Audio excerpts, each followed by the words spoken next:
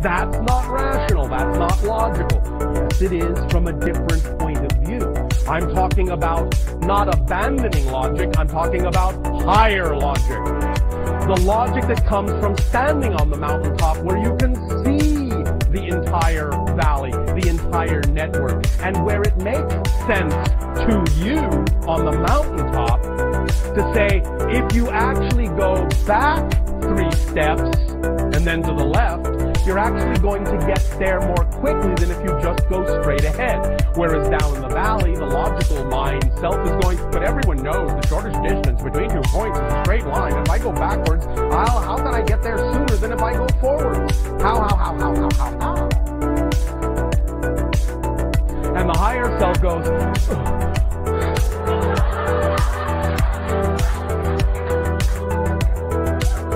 because I can see that if you go forward there, the bridge is out. If you take 3 steps back and go to the left, you go on a parallel road where the bridge is fine.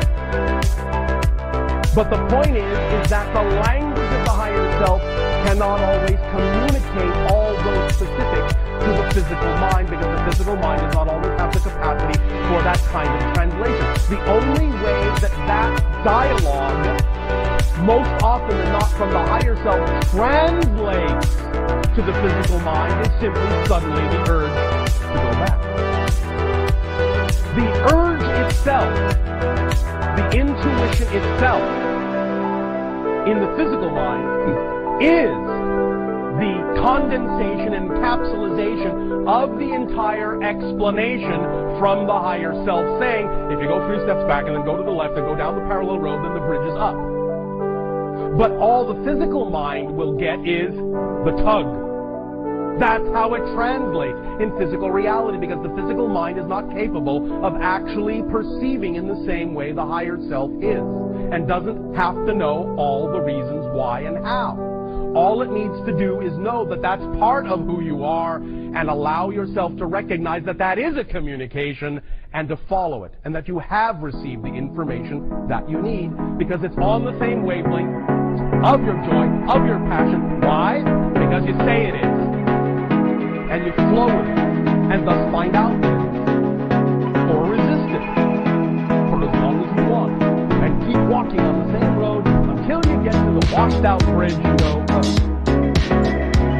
why didn't I listen to my intuition back then? Because you thought you were in charge, Marty. But you're not. Not you alone.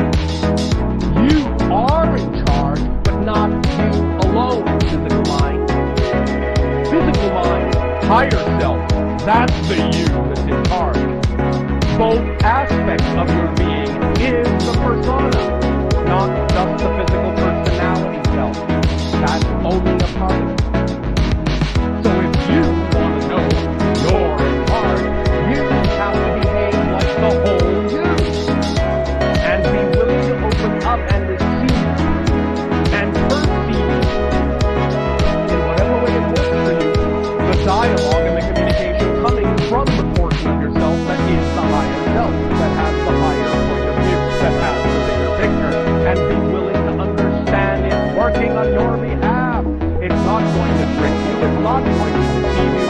The only thing in your reality that can create the idea of tricks and deception is the physical mind's belief system, not the higher self. Because it is only in physical, three-dimensional reality that you can have the experience of a personality structure that can actually deny its own truth. So any trick, any deception that you may be afraid of encountering can only actually be coming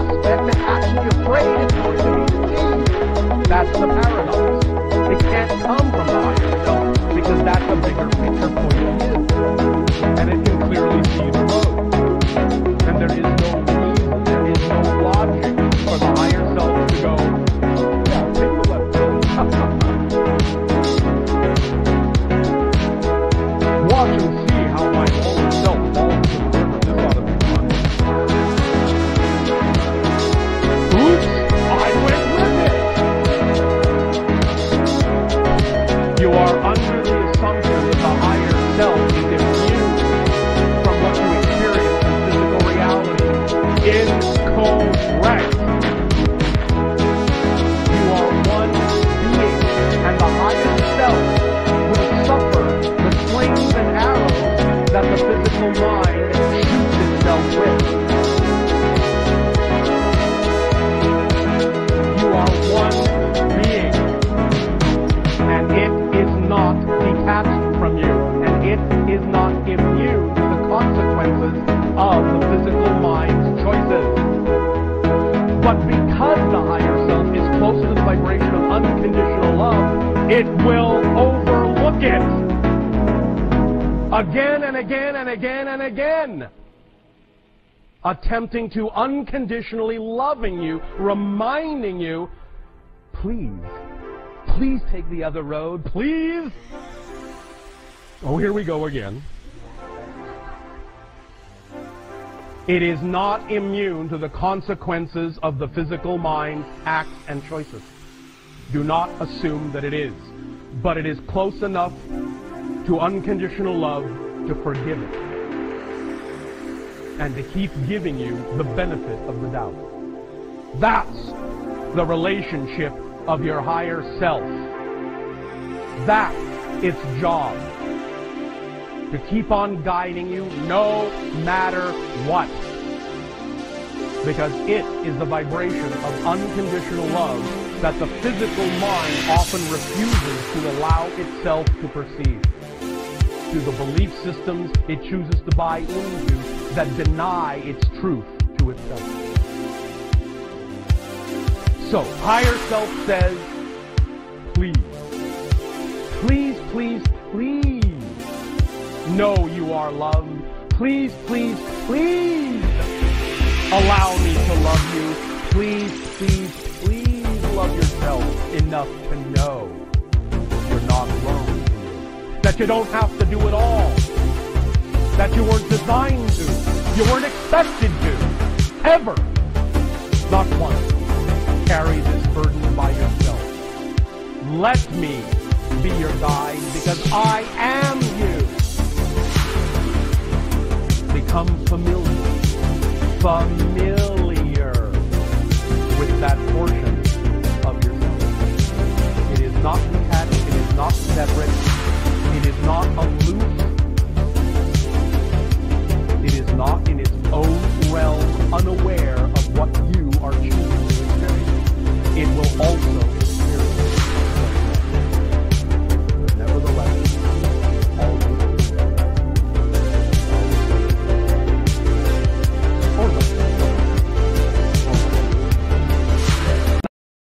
that is a communication and to follow it, and that you have received the information that you need because it's on the same wavelength of your joy, of your passion. Why? Because you say it is. And you flow with it, and thus find out that it is. Or resist it for as long as you want. And keep walking on the same road until you get to the washed out bridge and go, oh, why didn't I listen to my intuition back there? Because you thought you were in charge, smarty. But you're not. Not you alone. You are in charge, but not you alone, physical mind. Physical mind, higher self. That's the you that's in charge. Both aspects of your being is the persona, not just the physical personality self. That's only a part of it. So if you want to know you're in charge, you have to behave like the whole you. And be willing to open up and receive and perceive in whatever way it works for you the dialogue and the communication coming from the portion of yourself that is the higher self, that has the higher point of view, that has the bigger picture. And be willing to understand it's working on your behalf. It's not going to trick you. It's not going to deceive you.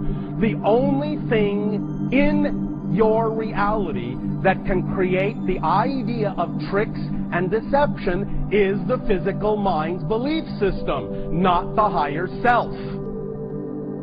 Because it is only in physical, three-dimensional reality that you can have the experience of a personality structure that can actually deny its own truth. So any tricks, any deception that you may be afraid of encountering can only actually be coming from the personality aspect that's actually afraid it's going to be deceived. That's the paradox.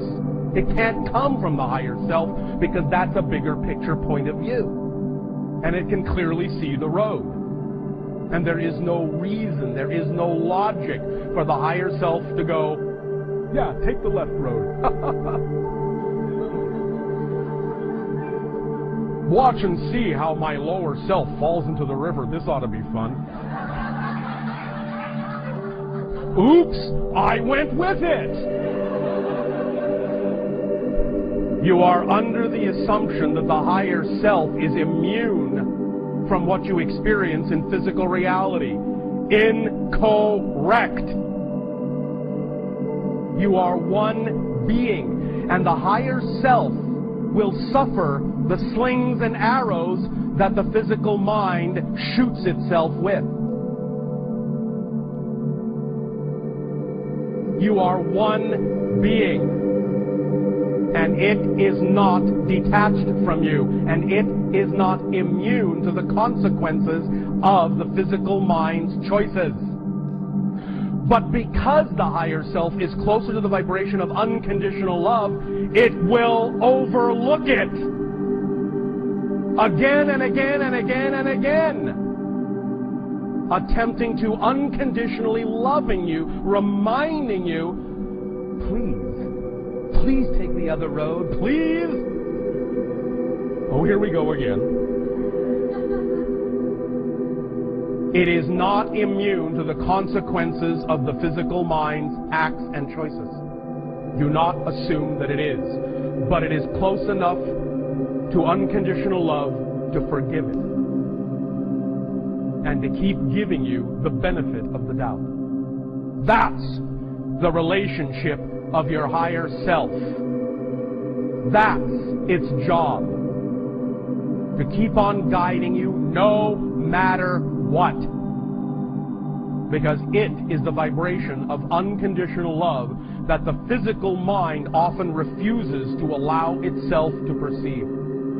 Through the belief systems it chooses to buy into that deny its truth to itself. So, higher self says, please, please, please, please know you are loved. Please, please, please allow me to love you. Please, please, please love yourself enough to know you're not alone in this. That you don't have to do it all. That you weren't designed to. You weren't expected to. Ever. Not once. Carry this burden by yourself. Let me be your guide because I am you. Become familiar with that portion of yourself. It is not detached, it is not separate, it is not aloof, it is not in its own realm unaware of what you are choosing to experience. It will also experience it in its own way. But nevertheless, will always overlook it and always urge you forward. Or left, or back, or whatever is necessary. But we haven't figured that out, and our method is quite different. It's to send a spacecraft from the Earth to the other planets. And the other objects in the solar system are really quite nice. This is a photograph of the moon. You can see the dark, smooth lowland regions. The bright, this is music for this occasion. It is Japanese shakuhachi music, and why we're using this music I will say in just a moment. The bright, rough areas of the moon are highlands, and you can see that there are holes or craters which pit the moon, and they are produced by the impacts of large objects falling from space throughout geological time. the solar system is very old, 4.5 billion years old, and the scars of early catastrophes still exist on the lunar surface. A close-up view of the lunar surface shows not just craters, but also this remarkable, wiggly, sinuous rill whose origin is still being debated. There are many craters. Here is a close-up of one, and we will in a later lecture not only talk about craters, we will make some in a generally non-destructive way, but not harm too many people as we make a crater. This is a very large crater, the one you just saw. We will make small ones later. There are craters not just on the moon. Here is a mosaic of photographs of Mercury, and this detail was not known until very recently as a result of the Mariner 10 spacecraft to Mercury, and you can see a great deal of detail, but again including craters. If we move outward from the Earth, we come to the planet Mars, as we see here in a lovely Viking photograph. And here, the big craters that you see are not made by impact, by collision. These are volcanic craters. Mars has, among many most interesting features, extraordinarily large volcanoes, the largest of which is almost 30 kilometers high, 80,000 feet high. That is a very large volcano. Mars is a lovely, beautiful, interesting world, in some ways very much like the Earth, in some ways extraordinarily different, and we will devote a few lectures later on to studying Mars. Beyond Mars, we leave the terrestrial or Earth-like planets and come to the first of the great gas giants, Jupiter. Everything we're looking at here is clouds and atmosphere. If there is a surface to Jupiter, it is far below the region you can see. The weather or meteorology on Jupiter is very different from the Earth, very interesting. It will teach us much as studying all the planets will do about our own planet. Jupiter has a number of moons. What you are seeing now are the very best Pioneer 11 photographs of one of the moons of Jupiter. We can see almost nothing at all. And this is the best picture we have at the present time.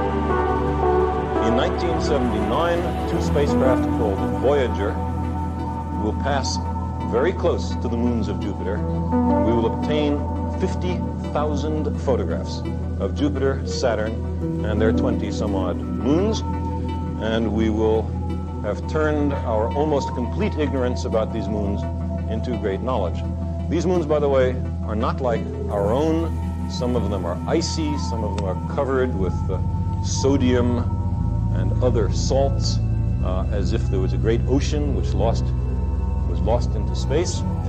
These are very strange places, and they will be very interesting to explore. Beyond Jupiter and its moons is Saturn, the great ringed planet. The nature of the rings is something we'll say a word about later. The Voyager spacecraft will also pass by Saturn and its rings. It will, in fact, then pass perhaps by Uranus, that is still working, and will inexorably leave the solar system. It is condemned to wander forever in the dark between the stars. Its transmitters will eventually die, and it will be silent, but still the most distant emissary of mankind. We thought that in the remote chance that there are other beings on planets of other stars, wander between the stars and capture derelict spacecraft from backward civilizations like ours, that it might be nice to send a message. And so there are phonograph records on each of the two Voyager spacecraft with instructions for use, written not in English, since it's unlikely they speak English. And those records contain some spoken and written readings, a great many photographs, scientific information, sounds of the Earth, some readings from whales as well as people, and an hour and a half of the music of the world, among which was the Japanese shakuhachi piece that you just heard. So we are, in a very preliminary way, trying to say hello to the cosmos. Now,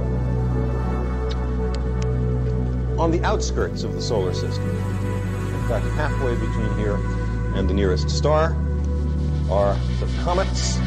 They are the closest thing to interstellar matter that we are likely to be able to examine in the near future. They're an almost complete mystery and another major objective of space exploration.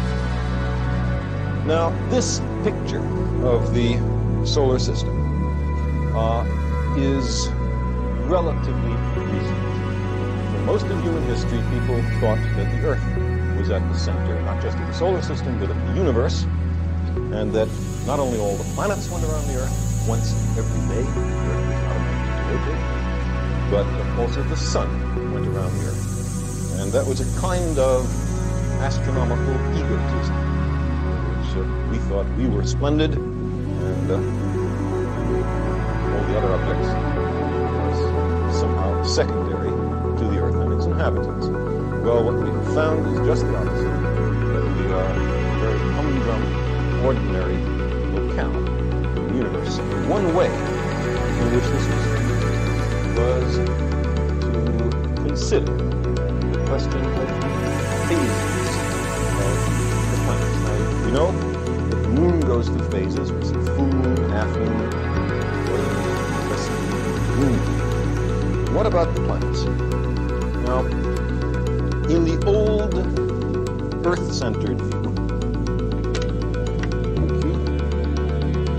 the planets, in this case Venus, were imagined, this lovely old book which has moving parts, like books today, which only accidentally have moving parts. This one is moving on purpose. Venus was imagined to go around the Earth, but also to have a little internal motion of its own, and that, with the sun out beyond Venus, made a certain prediction about the phases of Venus. You sometimes see partly illuminated Venus, sometimes see full illuminated Venus, but no one had a telescope to see whether Venus went through phases, and if so, what kind.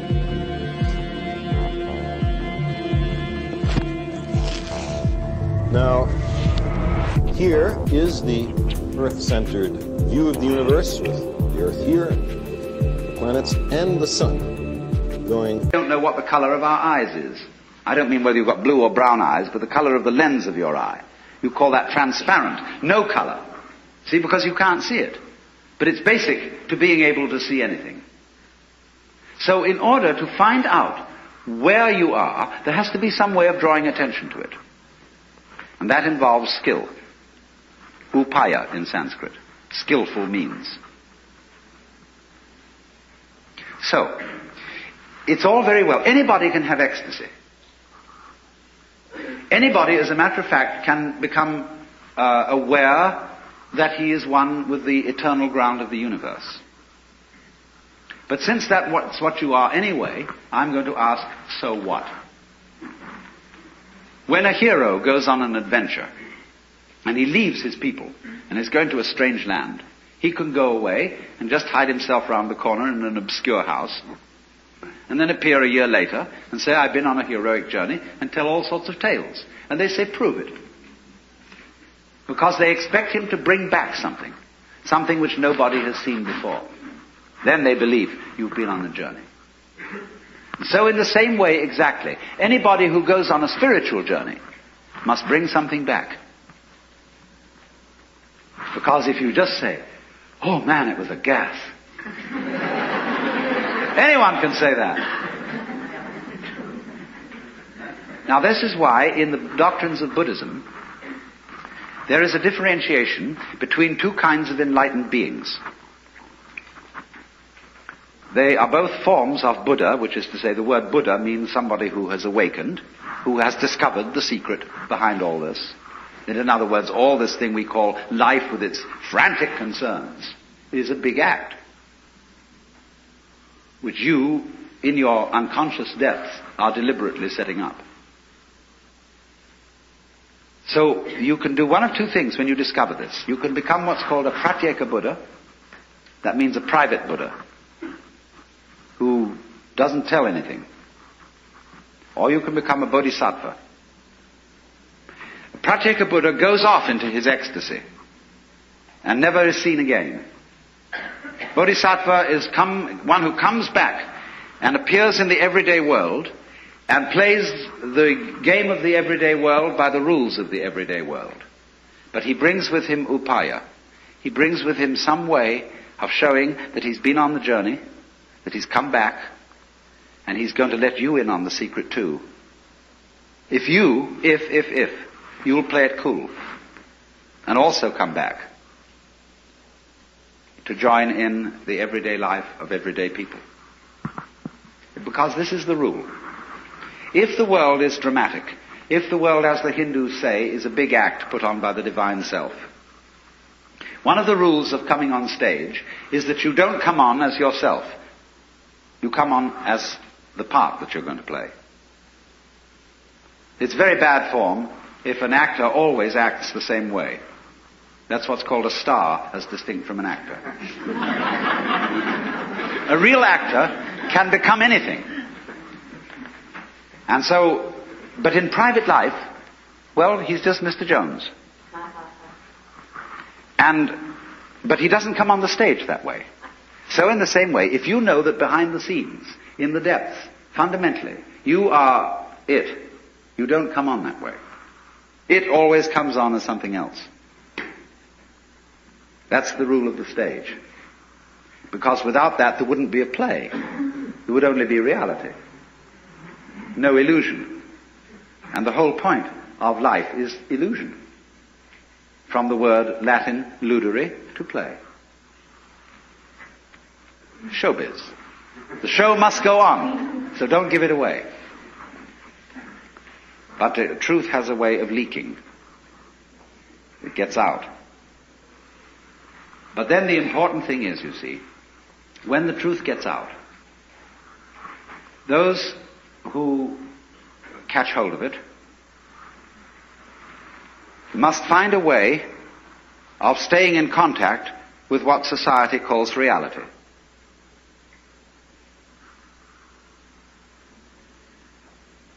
That is to say, if you have a radio, you don't only need an antenna, you also need a ground. So what happens in the world of mysticism, of psychedelic visions and so on, needs to be grounded. So then there are always two directions in which such a discipline works. One, preparatory.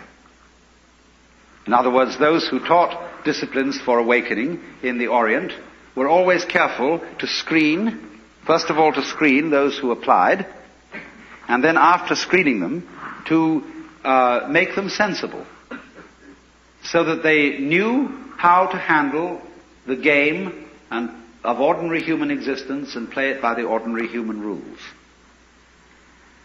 In other words, that they had strength of character and were not the sort of people who would be wiped out because they had no strength of character by an overwhelming experience. Then they let them in. But there are certain disciplines, such as Zen, where you get into the essential secret very early on in the discipline. And after that, they are concerned with much more training in showing you how to use it. How to use the power, to use the vision which you have acquired. And so it is with the current, what we will call LSD scene, that is raging through the United States. It unfortunately lacks discipline. And I'm not trying to say this in a kind of severe, authoritarian, paternalistic way, but only that it would be so much more fun if it had it. In other words, when people try to express what they have seen in this kind of changed state of consciousness. They show 5 movies going on at once, projected upon torn bed sheets, with stroboscopic lights going as fast as possible at the same time, and 11 jazz bands playing. And they're going to blow their minds, baby.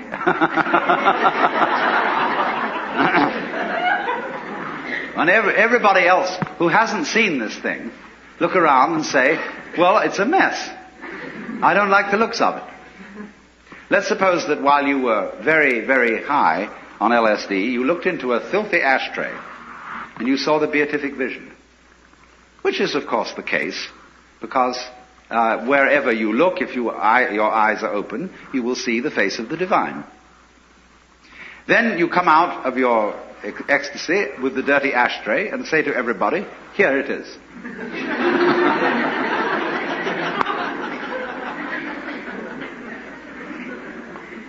No.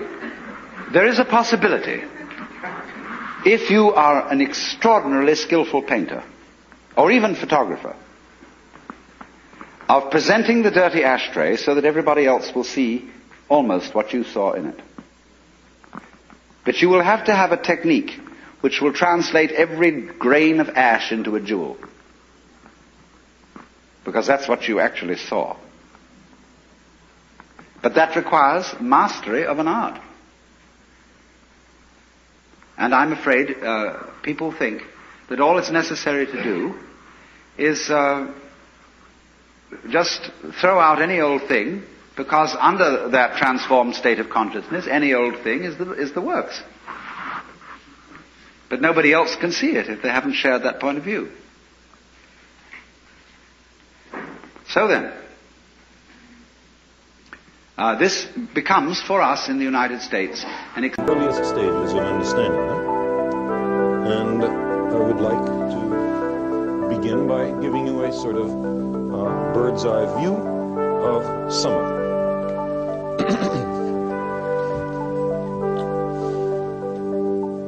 The first picture here is intended for orientation. We're on this third one, and you can see what a tiny and insignificant planet it is. And the solar system is mainly these large planets in the outer solar system. We are on the debris, the little tiny chunks of incidental matter in the inside of the solar system. Now, people have long dreamt of traveling from one world to another. There are various methods of doing it. This is one suggested by French Augustin Van Vie in the last century. It's a lovely way to do it if only we could figure out how to build the bridge. But having figured that out, it's quite different. It's to send spacecraft from Earth to the planets. And the other objects in the solar system are quite nice. This is a photograph of the moon. You can see dark, smooth lowland regions. The bright. This is music for this occasion. It is Japanese shakuhachi music. And why we're using this music, I will say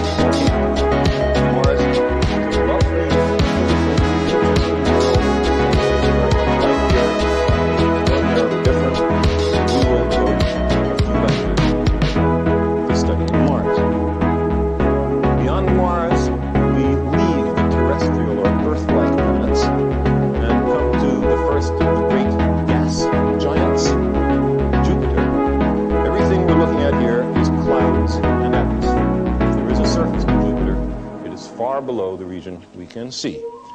The weather or meteorology on Jupiter is very different from the Earth, very interesting, will teach us much, as the studying of all the planets will do, about our own planet. Jupiter has a number of moons. What you are seeing now are the very best Pioneer 11 photographs of one of the moons of Jupiter. We can see almost nothing at all. And this is the best picture we have at the present time. In 1979, two spacecraft called Voyager will pass very close to the moons of Jupiter, and we will obtain 50,000 photographs of Jupiter, Saturn, and their 20-some-odd moons, and we will have turned our almost complete ignorance about these moons into great knowledge. These moons, by the way, are not like our own. Some of them are icy, some of them are covered with sodium and other salts, as if there was a great ocean which was lost into space. These are very strange places, and they will be very interesting to explore. Beyond Jupiter and its moons is Saturn, the great ringed planet. The nature of the rings is something we'll say a word about later. The Voyager spacecraft will also pass by Saturn and its rings. It will, in fact, then pass perhaps by Uranus, if it is still working, and will inexorably leave the solar system. It is condemned to wander forever in the dark between the stars. Its transmitters will eventually die, and it will be silent, still the most distant emissary of mankind. We thought that in the remote sense that there are other beings on planets of other stars, wander between the stars, capture derelict spacecraft from backward civilization on Earth, that it might be nice to send a message. And so there are phonograph records on each two Voyager spacecraft with instructions for use, written not in English, since it's unlikely they speak English. And those records contain spoken and readings, photographs, scientific information, sounds of the Earth, some readings from whales, and an hour and a half of music of the world, among which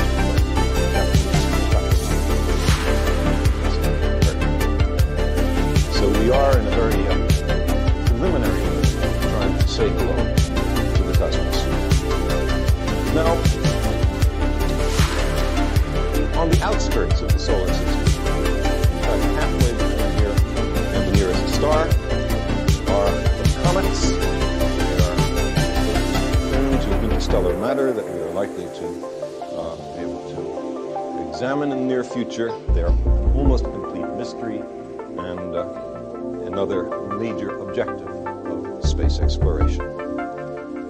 Now, this picture of the solar system is relatively recent. For most of human history, people thought that the Earth was at the center, not just of the solar system, but of the universe, and that not only all the planets went around the Earth once every day, the Earth was imagined to rotate, but also the Sun went around the Earth. And that was a kind of astronomical egotism, in which we thought we were splendid, and the other object is somehow secondary to its inhabitants. Well, what we found is just the opposite, that we are a very humdrum, ordinary locality of the universe. And one way in which this was to consider the question of the phases of the planets. We know that the moon goes through phases. It's the full moon, half moon, what about the planets?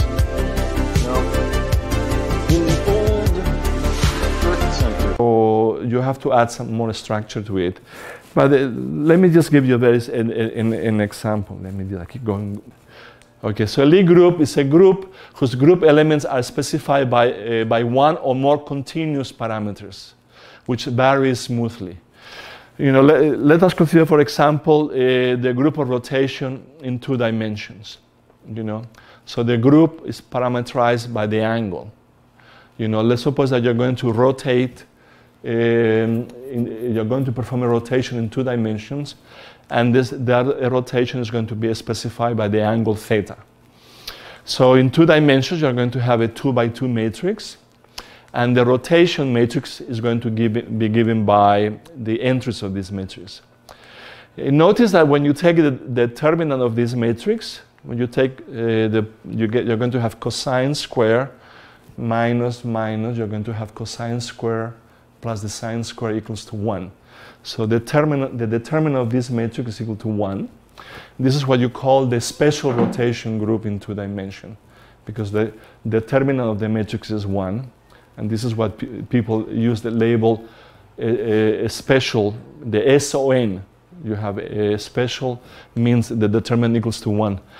And here you see this is a finite rotation because the angle is a finite angle.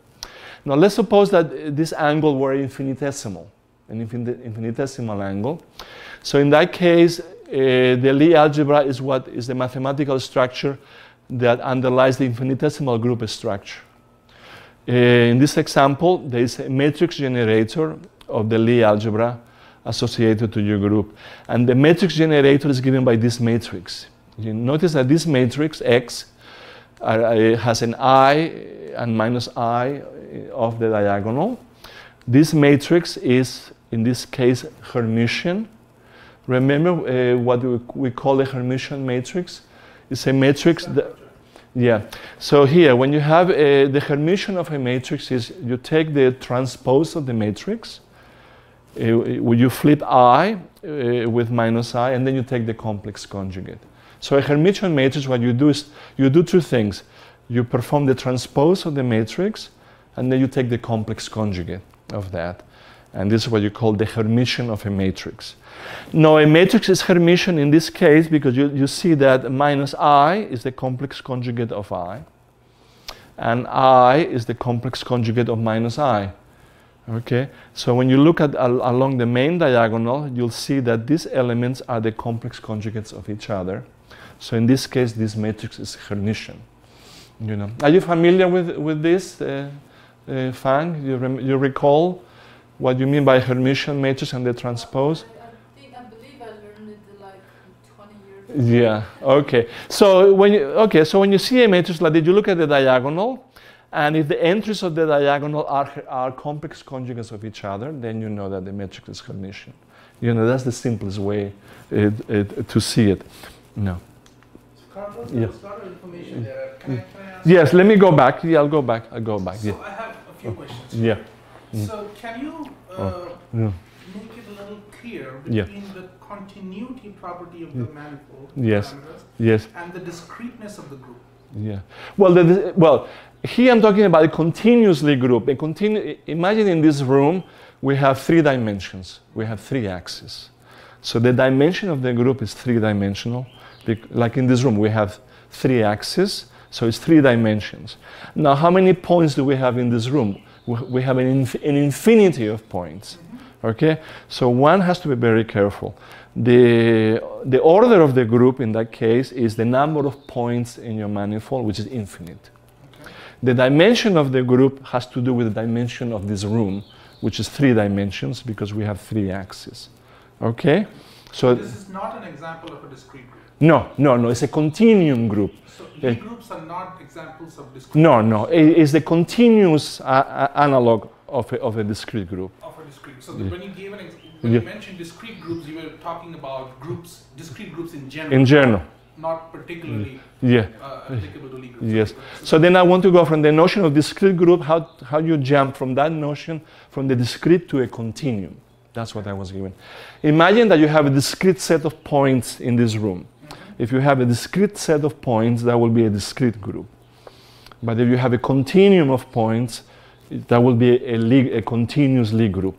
So Okay. if I impose a Yeah. constraint on my theta Yeah. to take on integral multiples. Yeah. That would be a group. That will be that. Well, in that case, that will if the theta parameter is discrete, that will be your discretization of your continuous group. But will it be a Lie group? No. It will be no. But is there a notion of such a group? Such a Lie group? You could have, well, I guess you call them algebraic groups. Remember, you have to have a composition rule. You have to make sure that the product of one matrix with the other is going to give you another matrix that belongs to your group. So you have to be very careful. When you imagine you give the theta parameter discrete values. Yes. Yeah?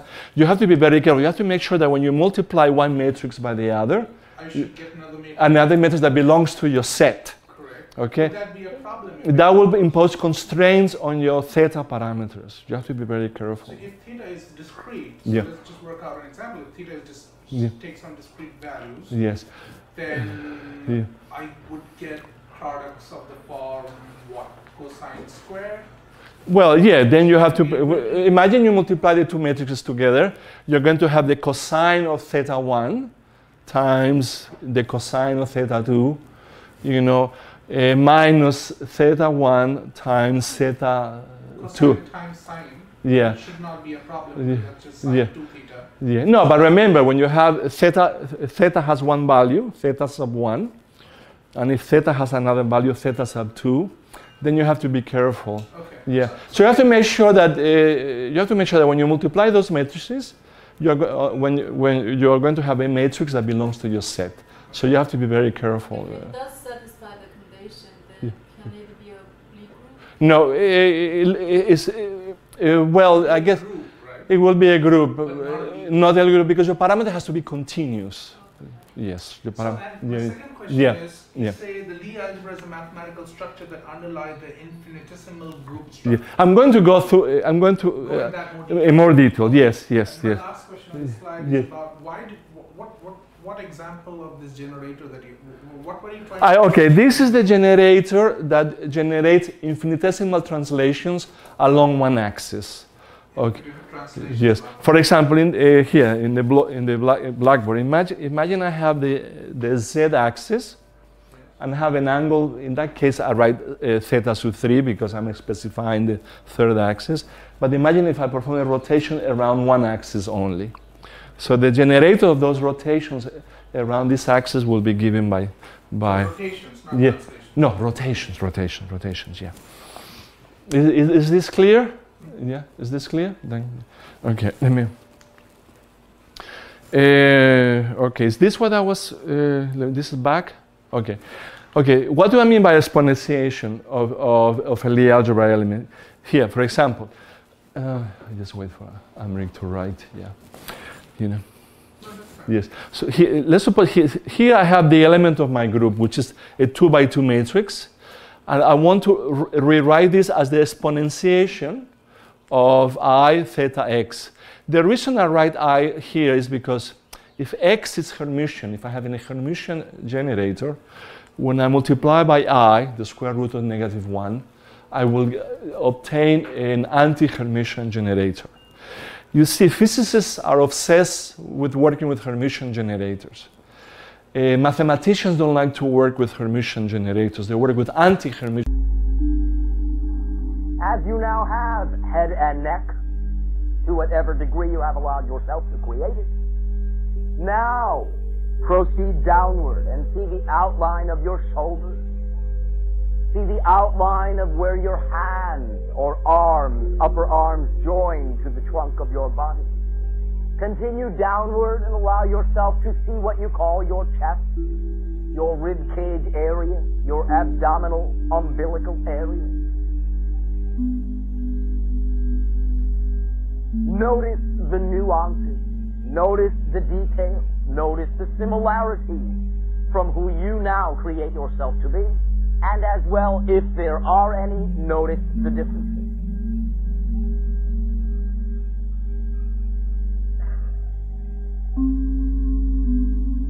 We will mention before proceeding that what we are suggesting for you to be creating in your imagination is the you that you prefer to be, not the you that everyone else says you should be.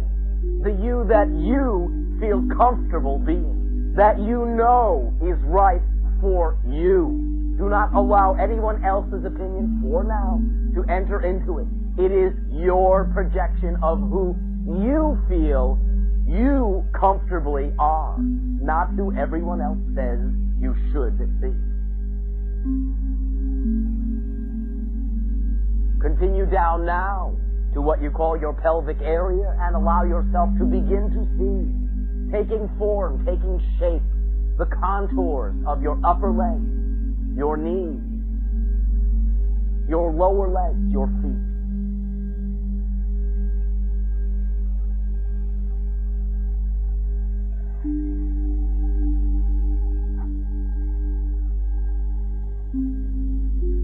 Now, as you say, pan back and begin by taking a few steps back from the point of view that you are to see the whole self, the entire body, head, middle, legs, feet. See it standing there in relief against the black background again, backlit by a blue-white hue of light.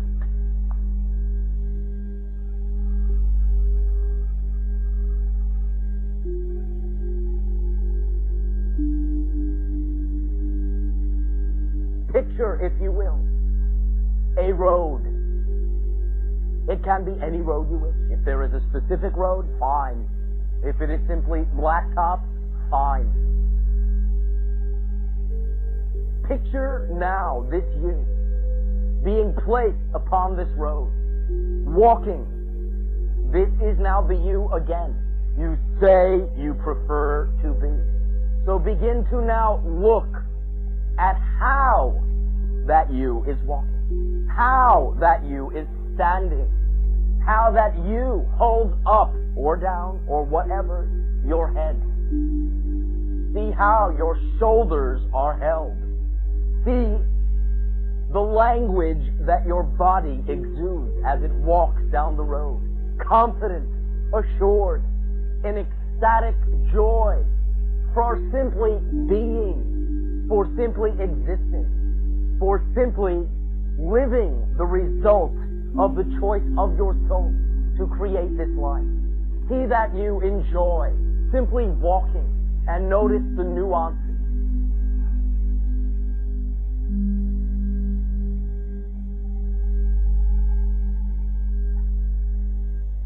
As you do, notice again the similarities to the way that you walk, but also pay particular attention to the differences. The differences in, again, the way the head is held, the way the shoulders are held, the way the arms swing, the message, the language that the body puts out. Note what is different about what this imagination is providing you in this reference point, in this referential, preferential you. And again, make note of them. The difference.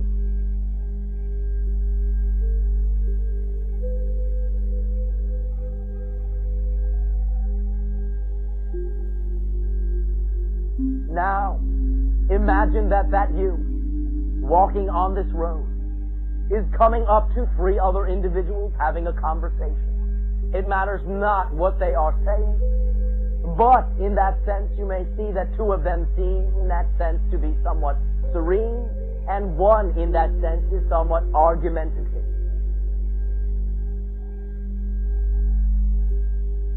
Allowing that preferential you to again walk up to this interaction with the 3 other individuals.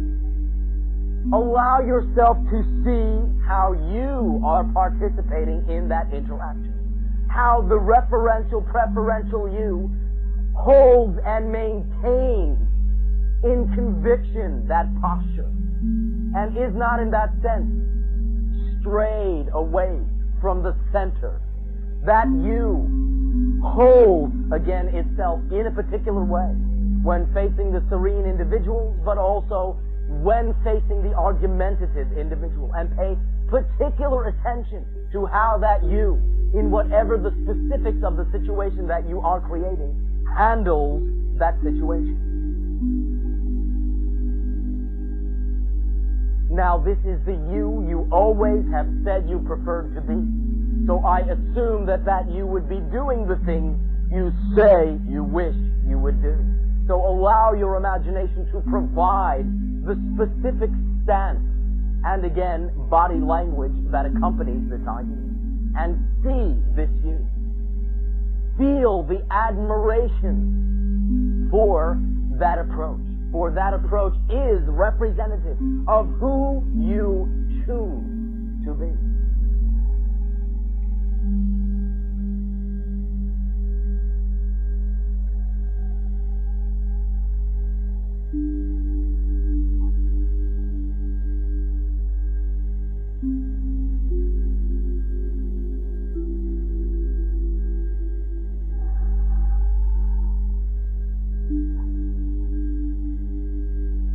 Picture that you now continuing down the road.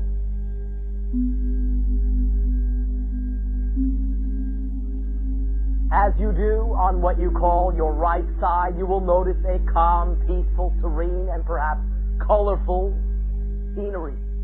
On your left, notice what you call warfare. Now, the you that you truly prefer to be will, in that sense, perhaps have a similar posture when looking to the right and looking to the left. Therefore, analyze as clearly as your imagination is providing your particular reactions from the preferred point of view of that you, and pay particular attention to the differences in how that you handles and interprets the situation.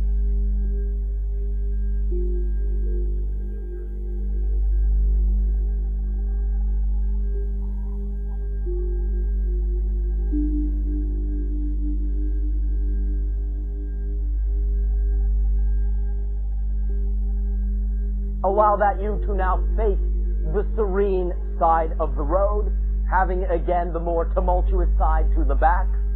And in perceiving that beauty, in perceiving that perfection, in perceiving that particular expression and manifestation of your nature, allow the feelings that you would have to come to the surface and feel the feeling of fitting in, feel the feeling of harmony, feel the feeling of unconditional love and acceptance for the scenario that you have chosen to, in that sense, exist within. Nyan nyan nyan means thought after thought after thought. Now, the Zen master Joshu was once asked, what is the mind of a child? And he said, a ball in a mountain stream. What do you mean by a ball in a mountain stream? He said, thought after thought after thought, with no block.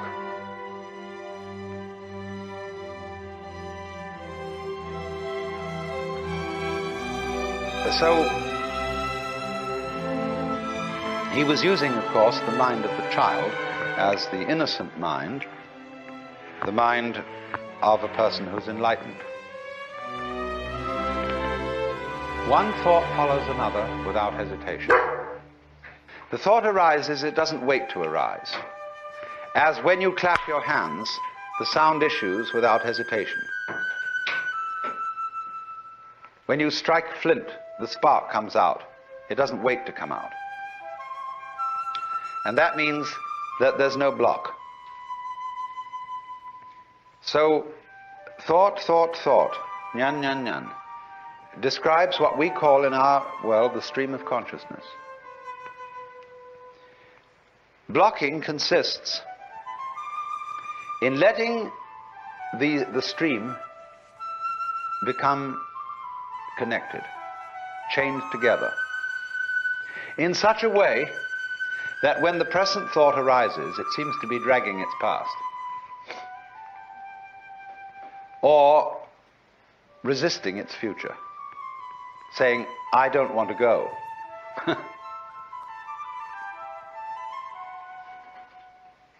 When then the connection, the dragging, it's better to call it, of these thoughts drops,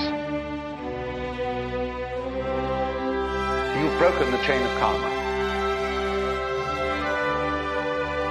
If you think of this in comparison with certain problems in music, it's very interesting. Because when we listen to music, we hear melody only because we remember the sequence. We hear the intervals between the tones, but more than that, we remember the tones that led up to the one we are now hearing, and we are trained musically to anticipate certain consequences. And to the extent that we get the consequences we anticipate, we feel that we understand the music. But to the extent that the composer does not adhere to the rules and gives us unexpected consequences, we feel that we don't understand the music. And if he gives us harmonic relationships, which we are not trained to accept, that is to say, to expect, we say, well, this man is just writing garbage. But of course, it becomes apparent that the perception of music, the ability to hear melody, will depend upon a relationship between past, present, and future sounds. And you might say, well, you're talking about a way of living that would be equivalent to listening to music with a tone-deaf mind.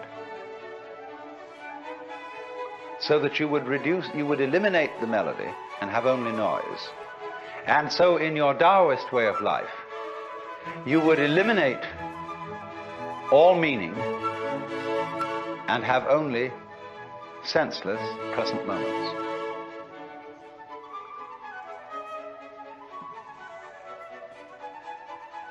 Up to a point, that's true.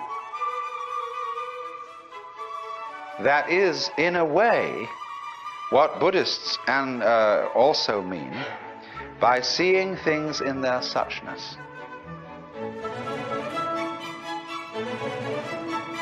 What is so bad about dying, for example? It's really no problem. When you die, you just drop dead. That's all there is to it. But what makes it a problem is that you're dragging a past. And all those things you've done, all those achievements you've made, all these relationships and people that you've accumulated as your friend, all that has to go. See, it isn't here now. I mean, a few friends might be around you, but all that past that identifies you as who you are, which is simply memory, all that has to go. And we feel just terrible about that. But if we didn't, if we were just dying, that's all, death wouldn't be a problem. So likewise, the chores of everyday life, they become intolerable. When everything ties together, all the past and the future, you feel it dragging at you every way. Supposing you wake up in the morning, and it's a lovely morning. Let's take today, right here and now. Here we are in this paradise of a place. Big Sur. And some of us have got to go to work on Monday. Is that a problem? For many people it is. It spoils the taste of what's going on now. When we wake up in bed on Monday morning and think of the various hurdles we've got to jump that day, immediately we feel sad, bored, and bothered. Whereas actually we're just lying in bed.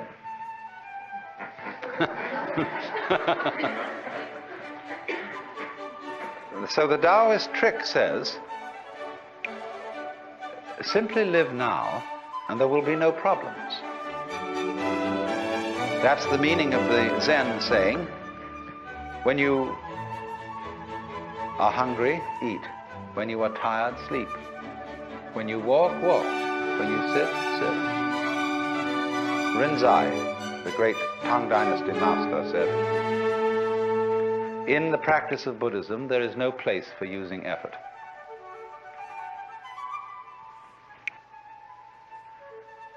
Sleep when you're tired, move your bowels, eat when you're hungry. That's all.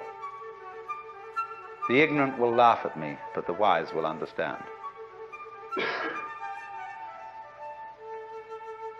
And so, also, the meaning of this wonderful Zen saying,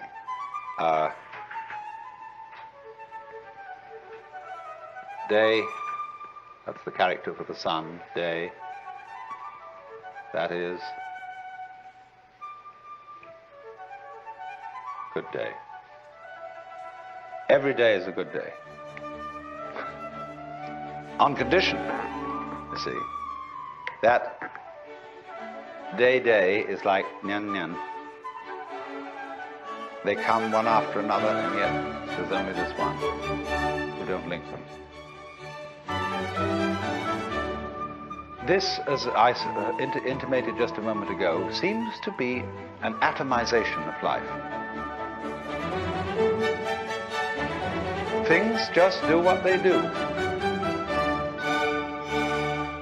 The flower goes poof, and people go this way, go that way, and so on, and that's what's happening. It has no meaning, it has no destination, it has no value. It's just like that. And when you see that, you see it's a great relief. That's all it is.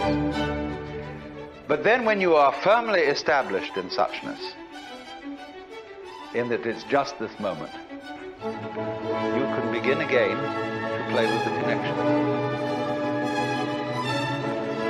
Only you've seen through them.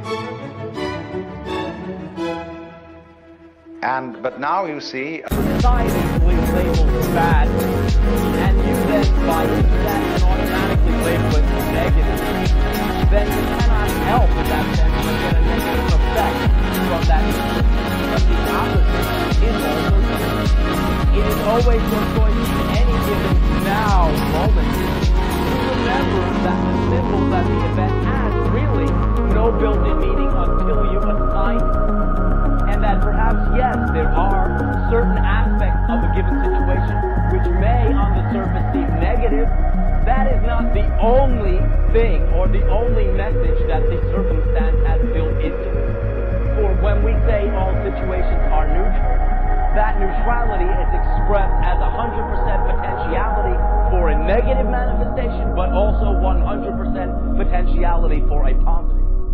And this means that are you to ascribe a positive meaning to something which you heretofore have ascribed a negative meaning to, you cannot help but get a different effect out of it. For in, again, each now moment, what you do is interpret from that blank set of props whether you, in that sense, will choose, perhaps sometimes not consciously, but now we are speaking of doing it consciously, to label it negative or positive. Now, we had said that it, in that sense, is in 3 steps. Step 1 in each now moment is your interpretation. Once you interpret something as either perhaps negative or positive, you then assume an attitude with that particular interpretation as a foundation. So therefore, again, to extrapolate, if you give a negative interpretation, you in general will assume a negative attitude or posture. If you give a positive interpretation, then in that sense you are more likely to assume a positive attitude. And lastly, you then act, you then do in the moment, right now, something with that interpretation and that attitude as a foundation.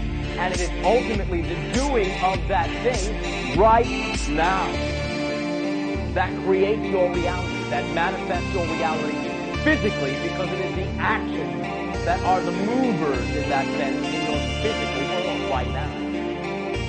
Therefore, you always in any given now moment have the opportunity, have the advantage to understand that you get to choose the interpretation. You get to choose, for regardless of whether or not, in that sense, you do consciously decide to choose or not. Choose you will. Though perhaps if it is from a negative perspective, the choice will be somewhat automatic and unconscious. What we are discussing is the waking up in the now moment, the only time you ever exist, in any given situation, when you find yourself with, shall we say, an outdated interpretation, an interpretation that, oh no, here it comes again, for example, is a negative interpretation, presupposing that that is, in a sense, happening to you rather than from you. And when in that sense you say, oh no, here it comes, that is an interpretation with a negative, shall we say, backhand. And therefore can only result in a negative attitude, and then your actions will subtly, or perhaps blatantly then manifest or represent that negative attitude. You can always, in that sense, take back your point of power. You can always, in that sense, create a, shall we say, gap, or a lag, or a pause between the interpretation and the action. For again, if your interpretation is, shall we say, negative, and in that sense you assume a negative attitude, but you then do nothing, you cannot then get the negative manifestation. It is the doing stage in that sense that creates the reality. So therefore this gives you the liberty, the license to think whatever you wish, as long as you do not automatically then act with those thoughts as a foundation. Therefore, you can now begin to reinterpret according to preference. You can now understand, all right, something perhaps which in the past I have labeled negative is occurring. Obviously, I can see what is negative about it. In the past, when I have interpreted it this way, had my attitude before my actions, I have only gotten a negative result out of it. Therefore, I have absolutely nothing to lose by at least placing a pause before I do anything. And giving myself the opportunity in that sense to reinterpret from the perspective of a creation, of a conscious manifestation. And you can always reinterpret something which you had initially assigned a negative meaning or label to by asking yourself the simple wild card question. Wild card meaning you can pull it out of your deck anytime. How does this serve me exactly the way it is? In what way is this symbol that I have created of assistance to me? What is it, for instance, forcing me to look at? What is it, for instance, indicating about what I still may believe in a limiting sense? You can always, by simply asking, how is this of service to me exactly the way it is, get at least some negative, shall we say,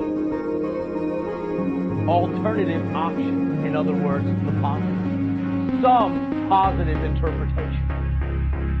For if you look at how it serves you, or what it, shall we say again, forces you in that sense to look at, you can then simply consciously derive that service or consciously choose to look at what you have created a symbol to force you to look at because you wish to look at it, and then no longer need the symbol to prod you from behind. The now moment is truly your point of power, for it is eternal. It always was right now. Never was there a time where you could say it is not right now. And in that sense, so that shall by extension continue. It will always eternally be now. So therefore, there is no past that you need dig up, and in that sense be responsible for integrating every aspect of it in a tenuous and tortuous manner.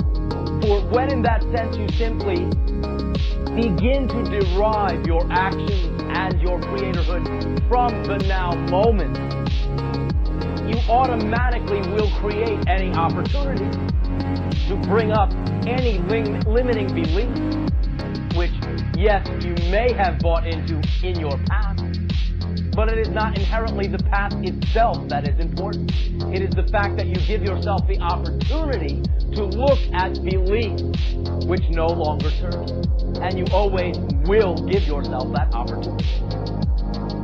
One of the greatest signs or signals that you are creating in a given now moment, a particular belief which no longer serves you, is what you call negative emotion. Emotion itself is always a direct result of a belief system with no exception. No exception. Therefore, whatever you feel, you always feel because you believe something. Therefore, anytime you have a negative emotion in the now moment, right now, you can always ask yourself, if you do not choose to just automatically to save us from ourselves. The Earth is the only world known so far to harbor life. There is nowhere else, at least in the near future, to which our species could migrate. Visit? Yes. Settle? Not yet. Like it or not, for the moment, the Earth is where we make our stand. It has been said that astronomy is a humbling and character-building experience. There is perhaps no better demonstration of the folly of human conceits than this distant image of our tiny world. To me, it underscores our responsibility to deal more kindly with one another and to preserve and cherish the pale blue dot, the only home we've ever known.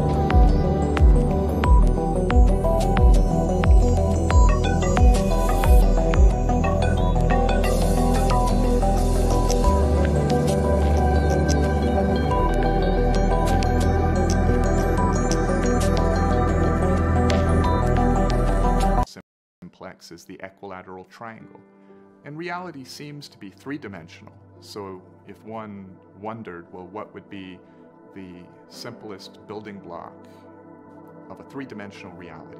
So what's the simplest 3D bit of information? And that would be the three-simplex known as the tetrahedron. The more we looked at it, the more we realized that you can model space-time and particle physics with just regular tetrahedra if you discover a code which you can get from projecting a higher dimensional crystal down to a lower dimensional space. You can get a construct made of tetrahedra where it's highly ordered, but it's not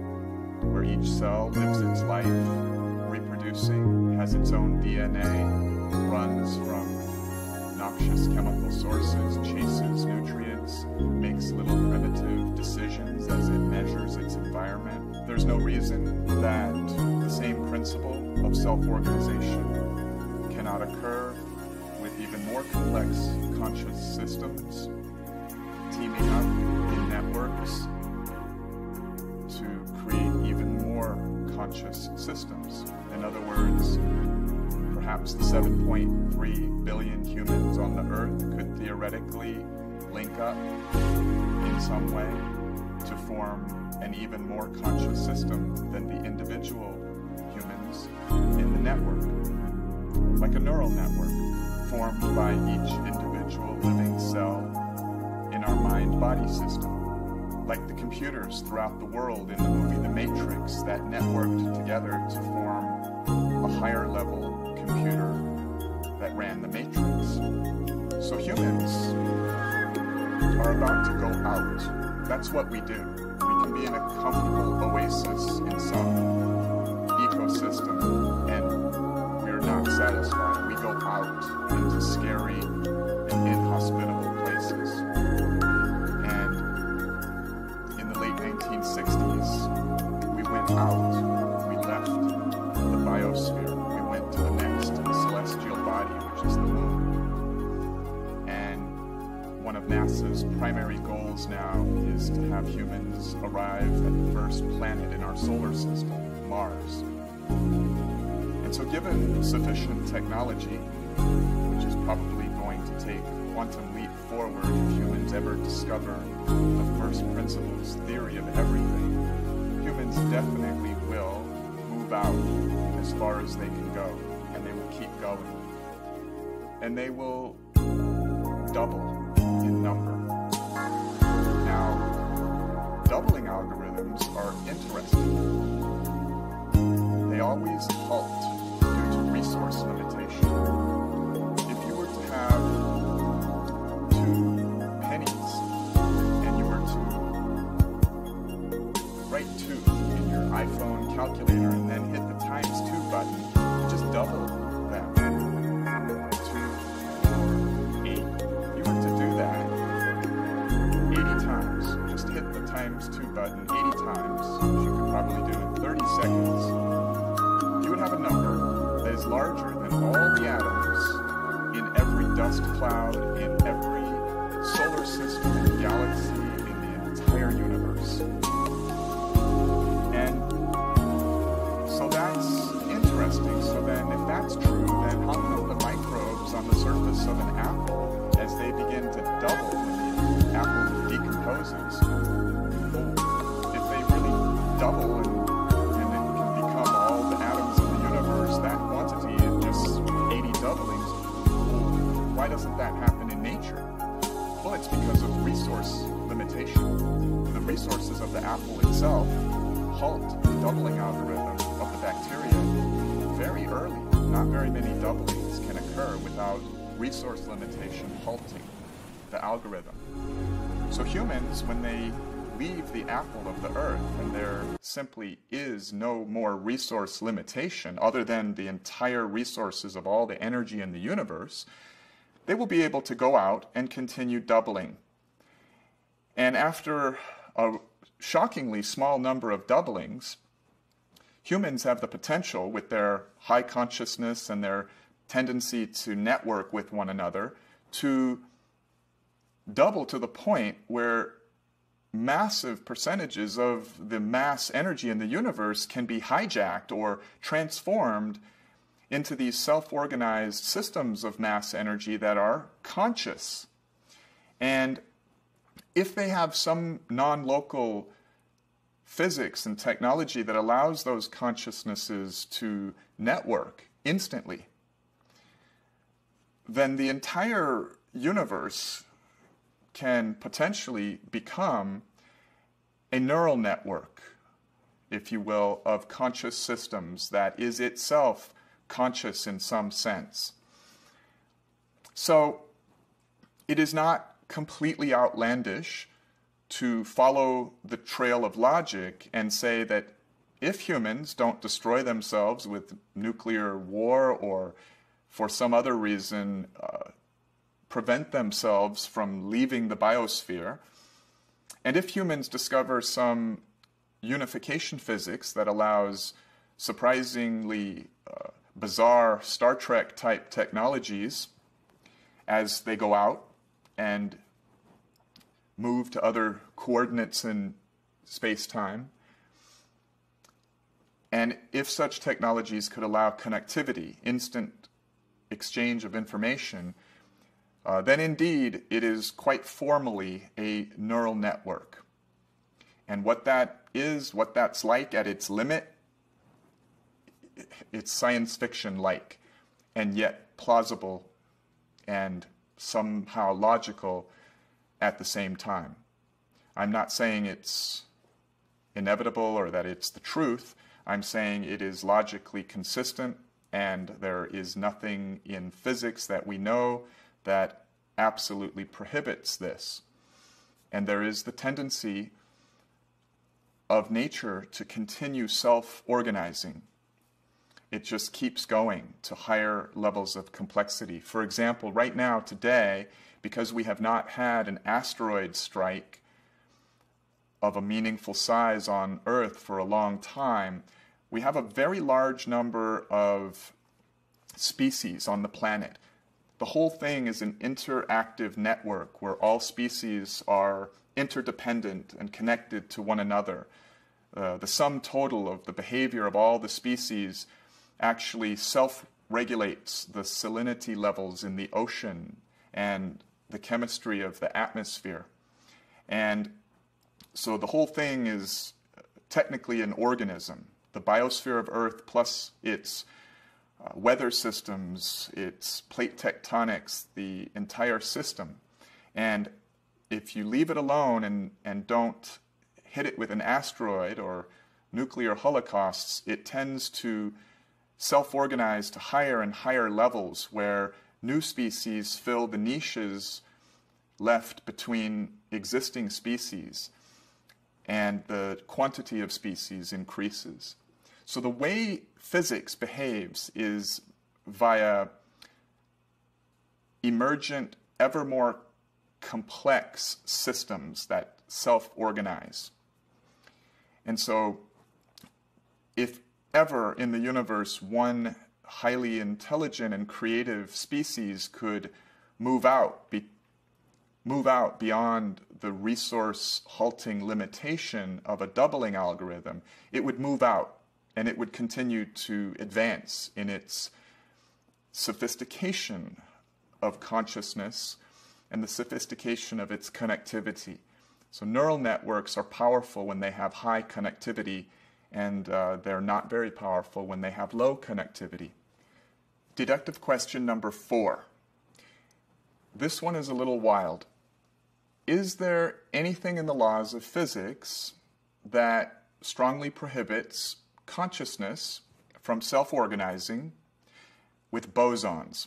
Now, bosons are particles such as photons, and the electromagnetic spectrum is a spectrum of boson particles. So this is an interesting idea. Can consciousness... Confident religions, ideologies, and economic doctrines. Every hunter and forager, every hero and coward, every creator and destroyer of civilization, every king and peasant, every young couple in love, every mother and father, hopeful child, inventor and explorer, every teacher of morals, every corrupt politician, every superstar, every supreme leader, every saint and sinner in the history of our species lived there, on a mote of dust, suspended in a sunbeam. The Earth is a very small stage in a vast cosmic arena. Think of the rivers of blood spilled by all those generals and emperors, so that in glory and triumph they could become the momentary masters of a fraction of a dot. Think of the endless cruelties visited by the inhabitants of one corner of this pixel on the scarcely distinguishable inhabitants of some other corner. how frequent their misunderstandings, how eager they are to kill one another, how fervent their hatreds.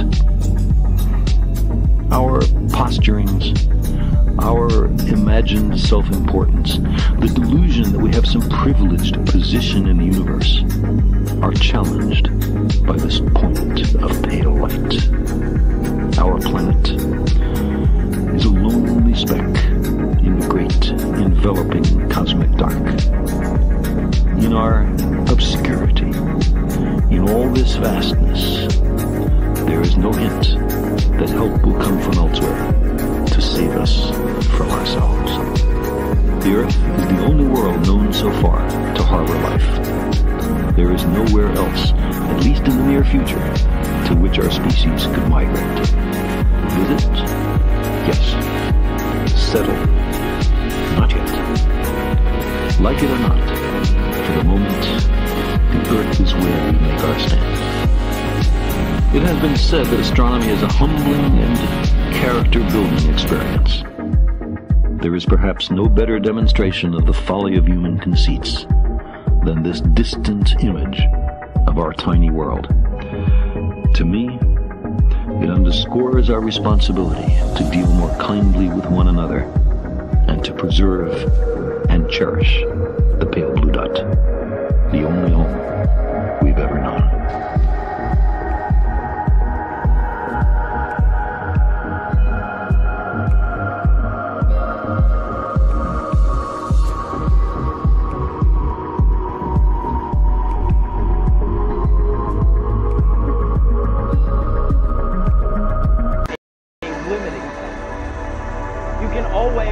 Simply asking, how is this of service to me exactly the way it is, get at least some negative, shall we say,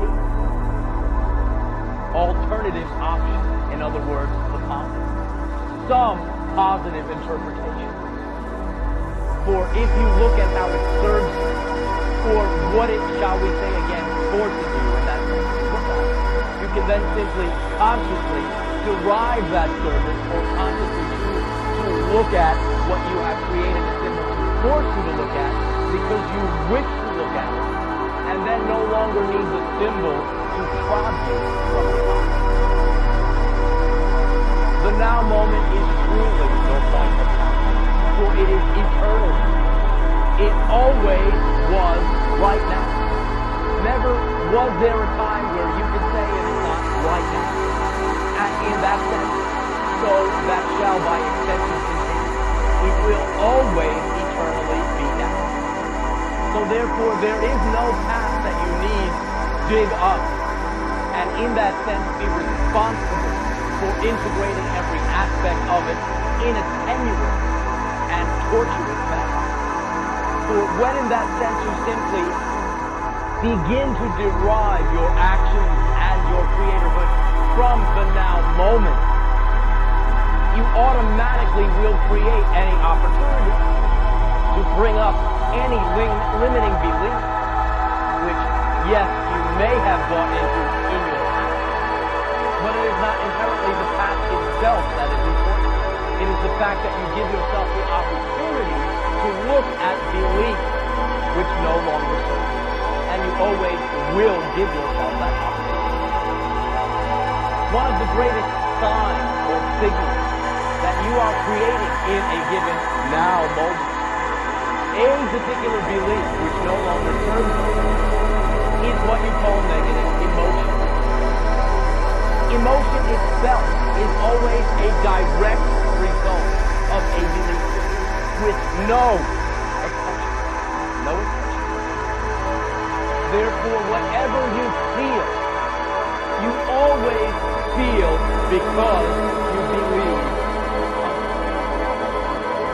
Therefore, anytime you have a negative emotion in the now moment, right now, you can always ask yourself, if you do not choose to just automatically from that negative interpretation assume a negative attitude, perform negative actions, and simply get the negative reality.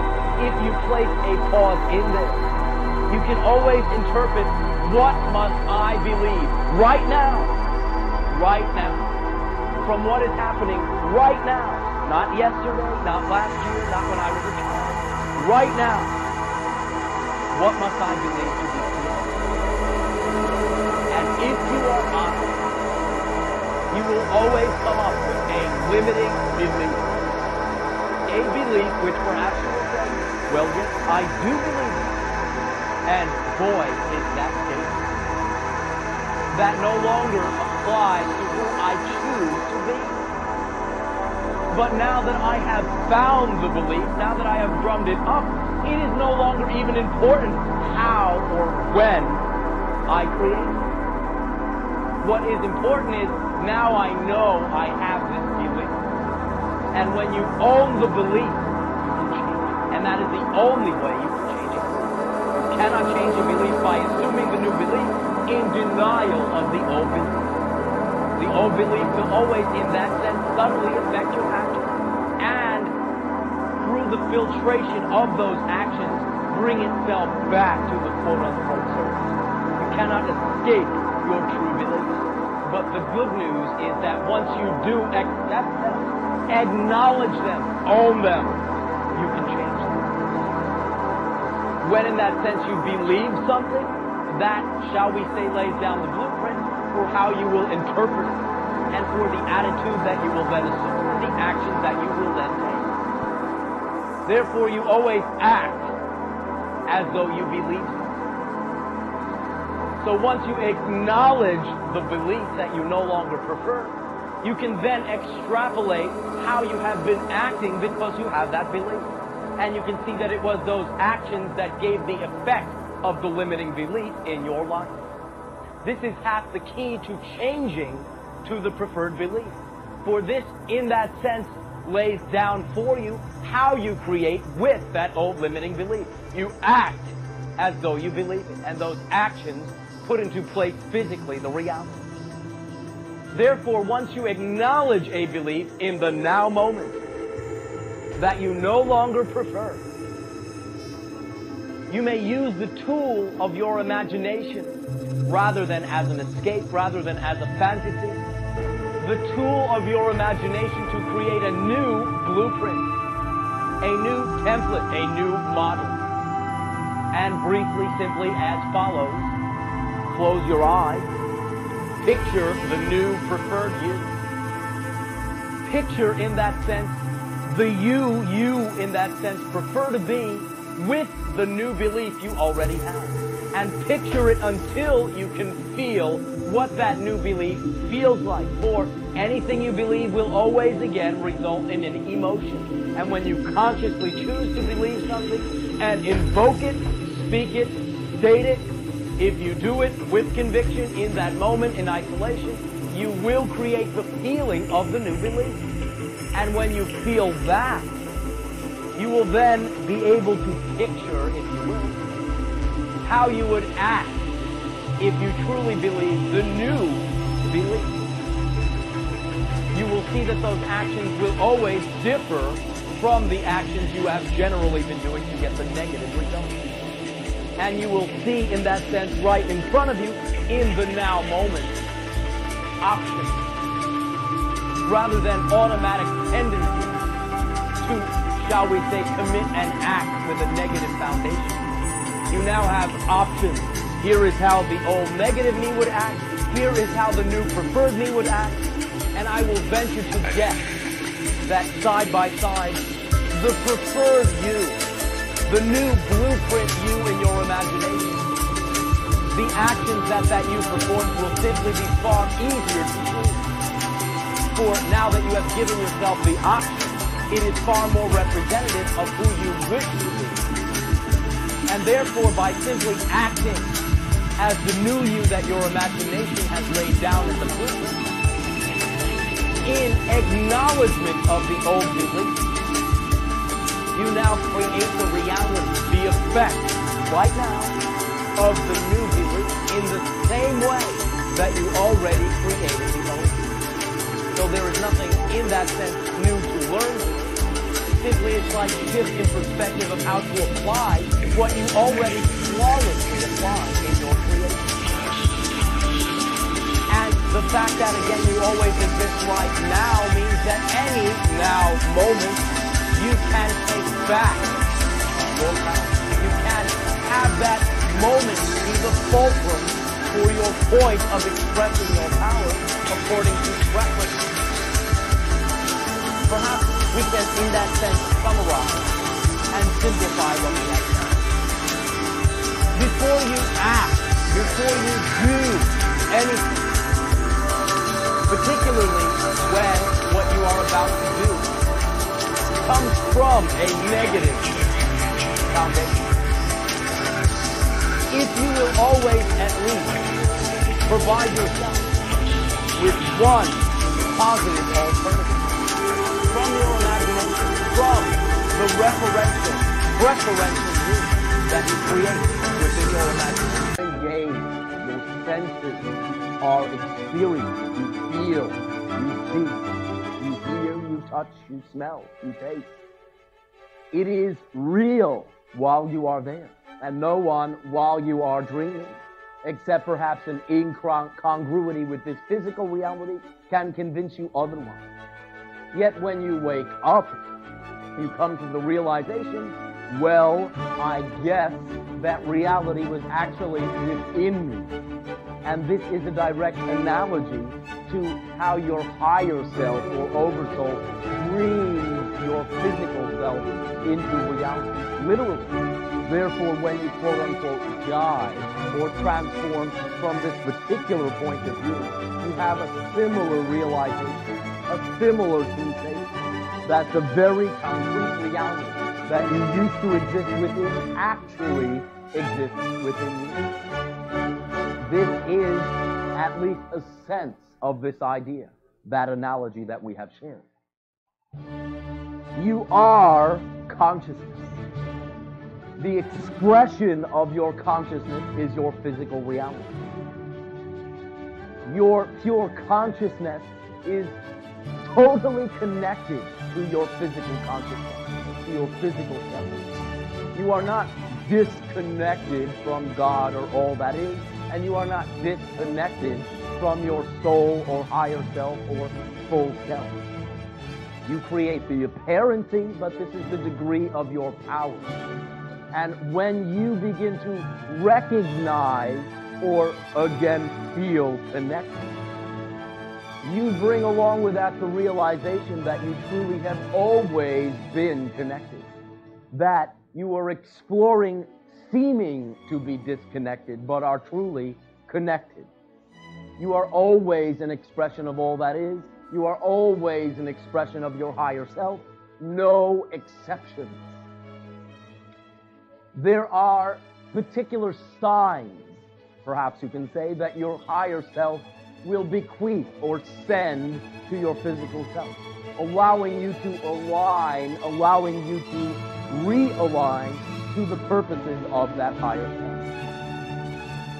The particular vibratory translation that we are sharing with you this evening is what you refer to as excitement. For our definition of excitement is that excitement itself is the vibratory energy that tells you in no uncertain terms